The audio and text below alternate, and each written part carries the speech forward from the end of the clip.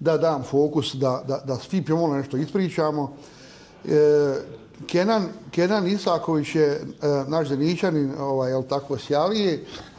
Allah je dao tako da je on slabovidna osoba, ali kao takav će otići u Tursku, završit će tamo školovanje i onda će se vratiti, kažem sad živi u Sarajevu, bavi se jednom novom granom. Eto, kad bi on sad trebao da se ženi, kad bi pokušao da objasni puncu i punicu čime se bavi, ne mu dali ćerku. Zato što je to neki digitalni i vještačka inteligencija, nešto novo, ali to dolazi. Hoću da kažem, to nešto novo o čemu će on pričati večeras i u čemu nas on uvodi, nas evo sad registrovo firmu, neka nam večeras ispričao i o svome životu i o Turskoj. Ja sam zavolio Tursku i te ljude, razgovarajući puno sa njim, kako su ga dočekali tamo, kako su ga ugostili, kako su ga godinama pazili i na neki način ostavili trag. I evo danas oni došli u medresu tamo i tako. Ja molim Kenana da nam se obrati u prezentaciji, to je tako bilo. Bismillah, alhamdulillah, salatu wassalamu ala rasulillah. Assalamu alaikum i dobro večer. Moje ime je Kenan Isaković, što kaže Amir, ja jesam po struci hođa, ali neću razvući. Držao dosta hudbi i džumanskih i bajramskih. Ovako ćemo početi od početka da bi uveo samo u priču. Rođen sam u Zenici 93. ratne godine. Pored mene je babo, svakako tu kojeg većina vas dobro zna. Za vrijeme mog djetinjstva, koliko znam od svojih roditelja, nije se znalo odmah za mene koliko sam slabovidan, da li sam slabovidan, iako je majka slijepa. Da bi se to otkrilo nekad u osnovnoj školi, kad krećem u osnovnu školu, da se vidi da imam dosta problema sa vidom. Mogu sad reći da ne vidim na desno oko, lijevo oko je u obrisima vida gdje mogu, hvala Bogu, da se krećem sam i da radim te neke svoje poslove koje radim. Naravno sa dodacima, sa pomoćnim sredstvima i ostalo. Osnovnu školu sam završio Edhem Labdić, ovdje u Londži, 8 godina. Osnovna škola je protekla uredno, lijepo, sa pomoći mojih nastavnika, profesora koji su bili tu, sa kolegama koji su bili, to jest učenici koji su pohađali zajedno sa mnom. Svi su imali, pogotovo ta moja generacija, mogu reći slobodno da smo bili kolegijalni, da pomažu i da su to invaliditet koji ja imam su prihvatili normalno. Znači nije im bilo neobično da jedno dijete ustaje na tablu, da gleda, da prepisuje kraj table, sjedi kraj table i prepisuje matematičke zadatke, bosanski jezik, geografiju. Da kad ne vidi iz knjige da mu neka djevojčica ili dječak dođe, prepričava, to jest pročita ono što on ne vidi. Znači bili smo u tom jednom kolegijalnom, slobodno mogu reći kolegijalnom svijetu u mojoj generaciji.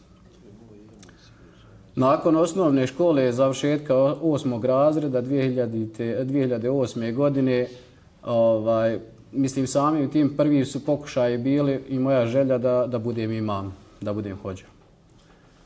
Inkluzija u Bosni i Hercegovini tad još nije nastupila što se tiče srednje. I mene kao slijepu i slabovidnu osobu nisu prihvatili ni u jednoj medresi u Bosni i Hercegovini. Iako sam pokušao skoro u sve. Počevši od Visokog, pa onda Travnika, Tuzle, Cazina, Sarajeva, gdje sam bio glatko odbijen. To su bile normalno da kao to dijete sa slabim vidom da ću ometati drugu djecu sa ustajanjem na tablu, da neću moći pratiti nastavu i tako dalje. Međutim, prijateljstvo između Turske, moj otac je imao neke prijatelje u Turskoj koji su se rado ponudili da me stipendiraju i da odim za Tursku. Odlazim 2008. godine u Istanbul kako bi počeo da učim turski jezik na Istanbulskom univerzitetu za odsjek za strane jezike i tu već počinje moj boravak u Turskoj gdje su vidjeli u domu u Istanbulu da ja svakako dobro ne vidim, da se ne mogu sam normalno kretati, da uvijek treba neko da bude sa mnom, da radi na tome. Međutim, Turci su to jako dobro prihvatili što ćemo vidjeti poslije i u srednjoj školi. U početku u Istanbulu već počinje učenje turskog jezika, upoznavanje novih ljudi, nešto novo za mene, za dječaka od 14 godina, može se reći. I to je onaj moj prvi korak gdje mogu reći kao osoba sa invaliditetom da se oslobađam zenice mog okruženja, moje zone komfora gdje počinjem da živim sam. Gdje nisu roditelji kraj mene, nisu oni stari prijatelji zenice i kraj mene, već dolazim u jedno novo okruženje gdje ja moram učiti drugi jezik, pričati drugi jezik, upoznavati se s novim ljudima, pa tako da i krajem te godine dok sam učio turski jezik, na primjer, dolazi mi prijedlog da vodam neke turiste iz Bosne, da ću ja saznat ko je to poslije. Kažu mi imaju neki iz Bosne, treba ih provodati, ti si već naučio malo turskog, da ih malo pomogneš oko kupovine, da prohodaju Kapal čaršijom, da vide Jeni džamiju, da vide Ejubovu džamiju i tako dalje. Znači one standardne lokacije koje sam ja već prešao za tih nekih 7-8 mjeseci po 300 puta. Međutim, na sami dan kada dolaze ti turisti, pod navodnicima mogu reći, upoznajem se sa današnjim muftijom Ahmedom Adlovićem koji je doveo koji je doveo maturance Travničke medrese da kao njihova ekskurzija u Tursku i kaže tu se upoznajemo i njih vodam po Istanbulu gdje mi je bilo drago da neko zna turski iz Bosne i Zenice, da ih provodam, da vide, da kupuju šta su trebali i tako dalje. Nakon te godine upisujem se, tačnije poslije Istanbula odlazim za Trabzon. Poslije 1600 km, ono što sam rekao od Zenice gdje sam otišao za Istanbul, idem još 1800 km prema sjeveru na Crno more, Trabzon, opština Of i upisujem se u opću islamsku gimnaziju, kako je oni nazivaju, Imam Hatib. Jer to je smjer Imam Hatiba i u Turskoj poslije ove škole u Turskoj se može raditi kao Imam i Hatib. Zato što su to stručni predmeti sve 4 godine, kao što su hitabet, pričanje, držanje hudbi, kao što je kelam, kao što je fik, hadis, sira, kirajet i ostali stručni predmeti. Pored toga, zašto je gimnazija? Zato što smo imali i gimnazijske predmete, sve kao što je hemija, biologija, fizika, matematika, turski jezik, književnost, osmanlijski jezik, arapski jezik i tako dalje. Za vrijeme upisa u medresu u Trabzonu dolazim sa jednim poznanikom, babinim poznanikom, u stvari rođakom od babinog poznanika koji me je prihvatio. Znači ti ljudi mene nisu nikad vidjeli u životu, nikad nisu čuli za mene, ali su rado kad smo rekli da sam iz Bosne, da dolazim iz Bosne, da želim da upišem imamski smjer, da želim da upišem medresu, rekli rado, ono što se kaže, raširenih ruku u bujrum, dođi, mi ćemo te upisati. Dolazim u medresu kod direktora, moj turski je loš za 7-8 mjeseci, pogotovo u domu gdje sam bio sa Bosancima, Hrvatima, Srbima, gdje se više pričalo naš jezik nego turski i nije bilo neke praksije. Sad dolazim u jednu okolinu gdje se priča samo turski. Ja engleski svakako nisam znao, u osnovnoj sam učio njemački, a nisu ga ni oni nešto znali, tako da se nije moglo komunicirati na nekom drugom jeziku osim turskog. I ja počinjem tu da učim praktično turski jezik, znači kroz život. Dolazim pred direktora, kažem da sam, u stvari prvo smo došli tu, on vjerojatno nije skontao odmah da sam iz Bosne jer su oni rekli stranac, ja se toga sjećam dobro, jabanđi kad kaže stranac znači. I kaže imamo jednog stranca, hoće da se upiše ovdje u školu, nije mu baš turski najbolji, ali to će u medresu, tu smo kao rođaci smo mu tu da mu pomognemo. Direktor je pogledao, kaže dolazi iz Bosne i kad je rekao iz Bosne, on je ustao sa stolice, bukvalno da me zagrli, dođe ako si iz Bosne, kaže može sve. Papiri mi ne trebaju, kažem ne vidim, dobro, tako i tako, kaže nije to problem, ti si došao ovdje, ti si naš gost, a ti ćeš se truditi za sebe da radiš koliko možeš, a mi ćemo se truditi, pomognemo koliko možemo. Prva godina normalno prolazi loše gdje padam, nisam prošao prvu godinu, tako da obnavljam prvu godinu medresije, ali sam za tu godinu dana naučio, može se reći, pogotovo u mladim godinama, 15 godina, što kaže kao spužva uvlačiš u sebe, turski sam naučio, mogu reći za sebe perfektno. I ono što sam vidio kod Turaka, u medresi je bila jedna disciplina žestoka, ona što se kaže vojnička, jer smo mi imali uniforme, kravata, sako, košulja, hlače gdje je moralo biti sve popeglano, obrijana brada koje je imao, fino počišani i svako jutro u redu ispred škole stojimo i pjevamo tursku himnu i tako ulazimo u školu, u medresu. Gdje se poštovao jedan sistem, gdje je bilo jedan kontinuitet kako se radi i kako da se nastavi u životu. Život u Turskoj generalno, znači kako smo me primili u školu, tako me i ostali narod, ostala ekipa, ostala raja koja se družila sa mnom, s ljudima s kojima sam se upoznavao, prihvatili ekstra. I osobu sa invaliditetom, ja sam rekao, oslobađam se zenice, oslobađam se one svoje zone komfora, dolazim u nešto novo. Znači, ja sam bio takvo dijete da ako dođem iz prodavnice mami sa pokvarenom pavlakom, ona mi kaže, vrati ovo, ja hoću propast u zemlju, nemoj, samo da vraćam. Isto je tako bilo i sa invaliditetom. Svi mi imamo negdje u glavi, ja ne mogu ovo, ja sam manje vrijedan od onog ostalog što ne vidi ili što hoda, što vidi dobro, što može voziti auto. Ja se već oslobađam, kako se oslobađam tako u svijetu, tako se oslobađam i sa svojim invaliditetom gdje faktički u današnje vrijeme, sad gdje god uđem u ustanovu, negdje gdje treba da dođem, gdje treba nešto da obavim, poslije mog selama, pozdrava je druga riječ, ja ne vidim, pomozite mi.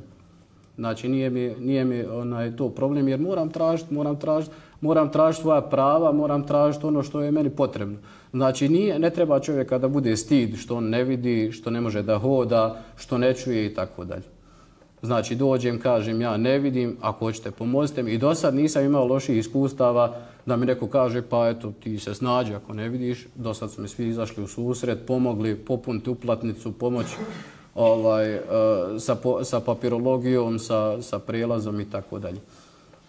Ovdje svakako pokazujem slike sa kamerom gdje su već počele te moje želje prema digitalnom marketingu, prema snimanju, prema slikanju i otprije, ali u Turskoj već počinjemo sa nekim projektima gdje sam počeo sa babom da surađujem koji ima svoju web stranicu i kanal na YouTube kanal gdje mu šaljem da počnem da snimam reportaže iz Turske, život u Turskoj, tradiciju njihovu, da obilazimo neka historijska mjesta, da ja objašnjavam i tako da smo napravili par nekih reportaža. Onda počinjem da se ističem u tom društvu u Turskoj gdje sam u domu u kojem sam bio u jednoj organizaciji. Oni su imali novinare, u stvari imali svoju novinsku agenciju za OF, tu opštinu u Trabzonu, gdje sam vidio, na primjer, da oni snimaju ta predavanja i tribine koje imaju, ali su snimali ih ovako da čovjek sjedi nazad u zadnjem redu, drži kameru u ruci i kad se pregledava taj video, meni se nije svidjelo, ja sam već bio profesionalac u smislu da sam naučio od profesionalca, da se ne čuje zvuk, da se svaki kašalj čuje na tome, da se trese kamera.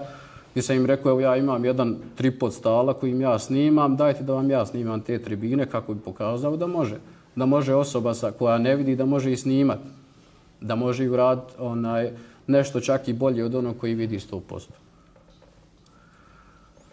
Snimanje i slikanje je bilo, znači, jedno od zanimacija, ali dolazi vrijeme Facebooka, Instagrama, TikTok će doći poslije. To što se može reći da je moja glavna zanimacija, gdje sam, na primjer, na Facebooku, opet, da kažem, iz svoje struke imamske, napravio stranicu Ja volim islam, koja je došla do nekih 10.000 lajkova, u stvari pratilaca, u taj vakat. Da učim sam sebe kako da se pravi Facebook stranica, kako da se pridonosi, da ljudi prate, šta im je zanimljivo, jer to je jedna vrsta psihologije, da moraš znati šta ljude zadržava na videu, šta ih zadržava na fotografiji, šta ih zadržava u tekstu. U suštini digitalni marketing je to, da dobijemo kupce, pratioce, klijente i tako dalje. Kako jedna osoba koja slabije vidi može raditi uopšte montažu, kako može snimati, pa imamo dosta pomagala koji nam pomažu. ja na ekranu svom, na laptopu, na računaru sve živo povećavam jer ne vidim. Približim se, na primjer, na neki blizinu 5-6 cenata licem prema ekranu i normalno povećavam sve efekte, sve stvari koje im trebaju, slike, tekstove i sve što trebam, ja to povećavam pa onda smanjujem i uređujem da bi uradio možda neko ko vidi 100%. Normalno da možda se naš posao usporava, bude sporiji od onog koji vidi 100% i koji će to nagijeti leđima na naslonjač i u udobnom jednom položaju uraditi bolje, brže, ali mi trudimo se za sebe da radimo ono što volimo. Tu isto jedan primjer, znači telelupe gdje povećao, na primjer, tekst kad imamo na nekoj ambalaži, na knjizi, da se može povećati. To je tekst znači, koji se može povećati jedno slovo preko čitavog ekrana, znači koji baš slabo vidi kao ja, da može sebi da olakša.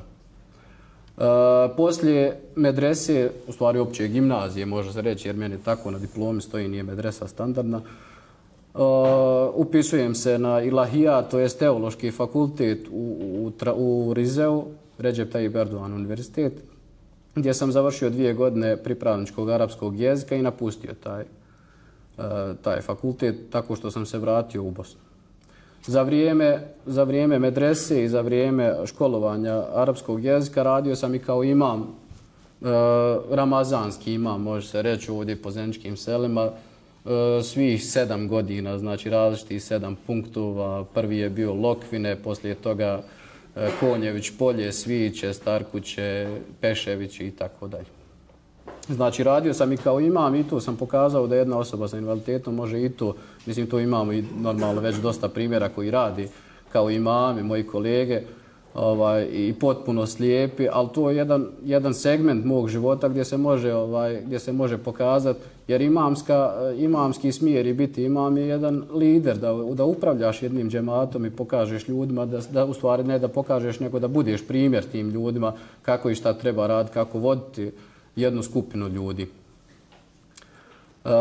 Nakon dolaska, poslije ostavljanja fakulteta, dolazim u Zenicu, tad sam se oženio i pokrećem svoj prvi posao, a to je Babyland, gdje je bila prodaja baby i dječje robe od 0 do 5 godina.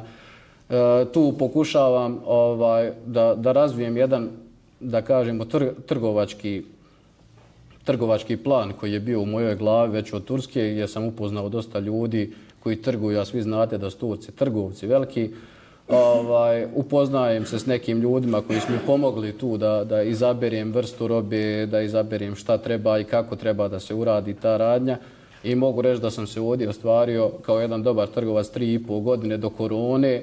Napravili jedan brend, a ovdje najbitnije od svega, ovo čime se danas bavim, taj digitalni marketing, da sam se ovdje najviše razvio, jer sad imam svoju radnju, to jest treba da zarađujem u njoj, treba u njoj da prodajem, tu treba i da pokažem svoj talenat digitalnog marketinga. Da li ja znam online prodavati, da li znam privući mušterije, da li znam slikati, da li znam snimati, da li znam napraviti promociju i kampanju. Gdje se i pokazalo tako, do korone gdje već dobijam jednu blokadu prilaska robe, to jest dolaska robe iz Turske, povećavaju se cijene i normalno zatvaranje firmi, to je zatvaranje svih radnji i u Zenici i okolici, tako da ovaj brend bude prodan, a ja idem dalje što se tiče posla i gdje se posvećujem za digitalni marketing i idem na kurs kod Lilium agencije iz Sarajeva, gdje mogu reći da sam certifikovani menadžer digitalnog marketinga. Ovaj kurs je trajao nekih 3-4 mjeseca.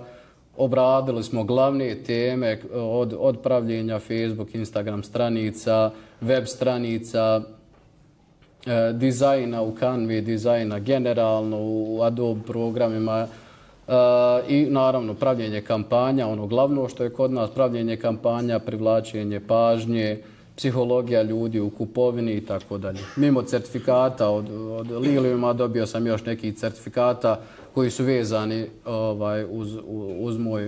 uz moj posao, a to je web dizajniranje, ono sa što radim, web aplikacije i mobilne aplikacije čak i sa tim stvarima pokušavam kako da sebi olakšam, tako da olakšam i ostalim osobama sa invaliditetom, a najviše nama slijepima i slabovidnima, da sve web aplikacije, sve web stranice, sve aplikacije mobilne koje imamo, da ih pretvaramo u olakšane aplikacije tako što će čitači ekrana moći čitati aplikacije i programe koji nisu mogli do sad biti čitani. Znači, kad imamo jednu aplikaciju gdje treba čovjek da se zakaže kod doktora, kod frizera, kod terapeuta, za masažu i tako dalje, da ne moramo tražiti nekog da nam uzme naš telefon, da nas on zakazuje, da otkrivamo svoju privatnost, već da mi to radimo sami kod kuće tako što će nam govorni program čitati ono što je na ekranu i moćemo imati sve funkcije. Tu su samo neki od projekata koji sam ja radio, koji su bili ozbiljni projekti, od pravljenja logotipa, od pravljenja Facebook, Instagram stranice, jer to su najveće platforme za prodaju. Tu su samo neki od radova koji sam radio. Isto tako mogu se pohvaliti da sam jedan od prvih u Bosni, bar ja tako mislim, koji je počeo sa umjetnom inteligencijom koju je Amir spomenuo na početku.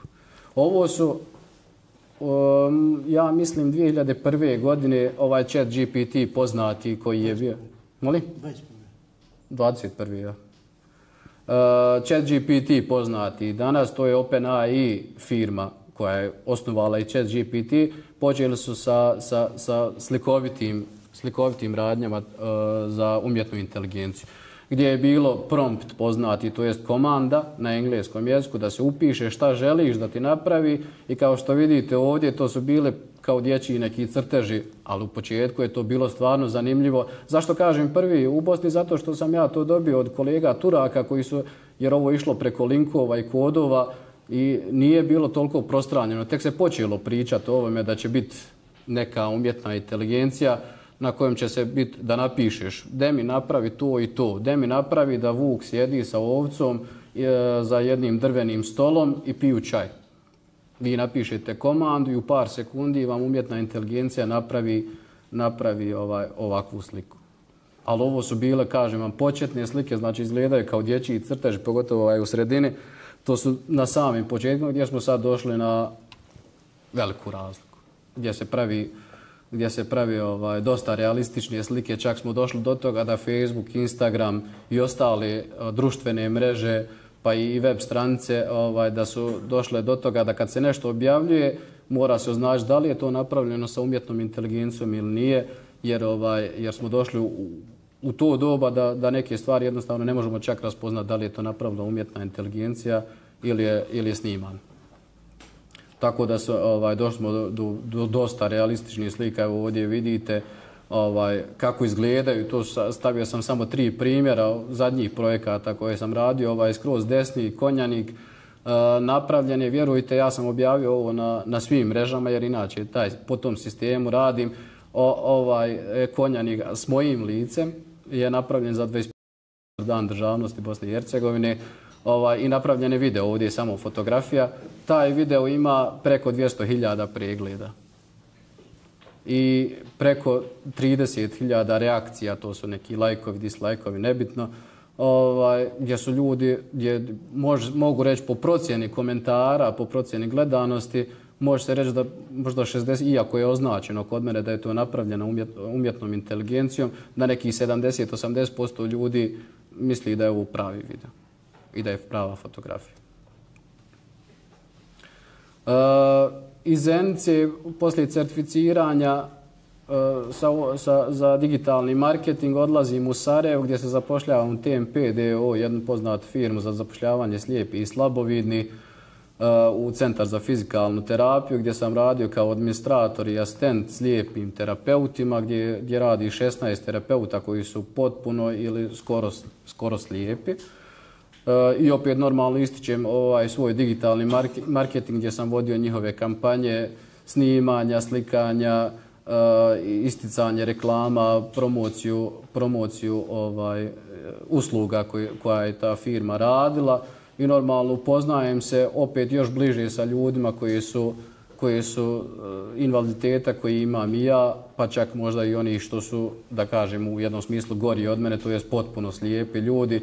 od kojih vidim da su se naučili, na primjer, u Sarajevu kretati sami s jednog kraja na drugi kraj grada, da rade tu, da imaju tako dobre razvijene komunikacije s ljudima, da rade takve poslove i da imaju takve osjećaje gdje su terapeuti, to jest fizioterapeuti, drugi, oni što kažemo videći, što bi mi rekli slijepi i slabovidni, gdje su im zavidni na rezultatima koje oni ostvaruju.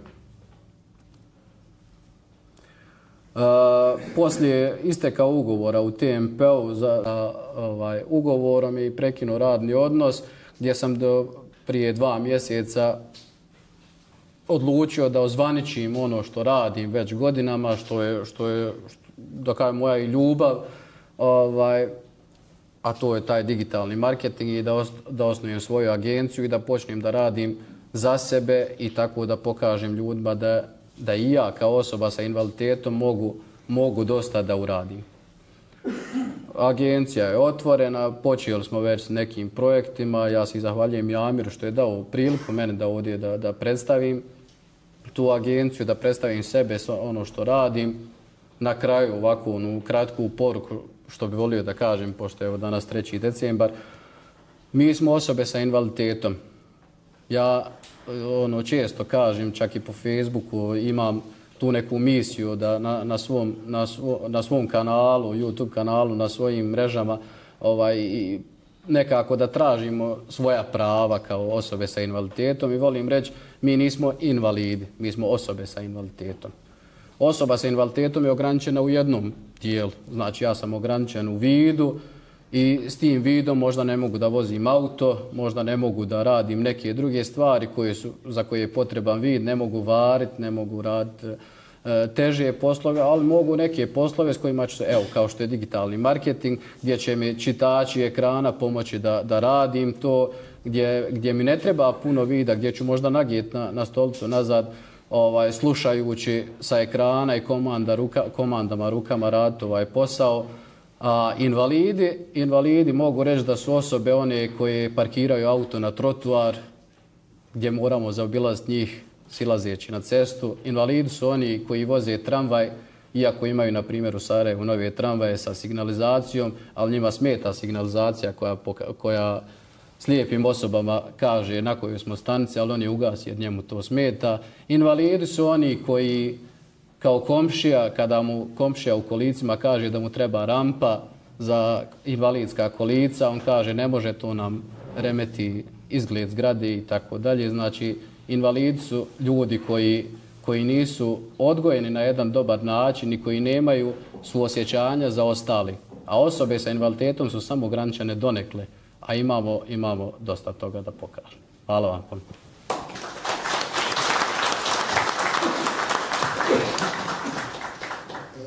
Koristim priliku da se našem Kenanu zahvalim. Vi ste makar malo približio sam vam ovo, da vidite u čemu se Kenan bavi i da nekad nešto preporučite Kenanu.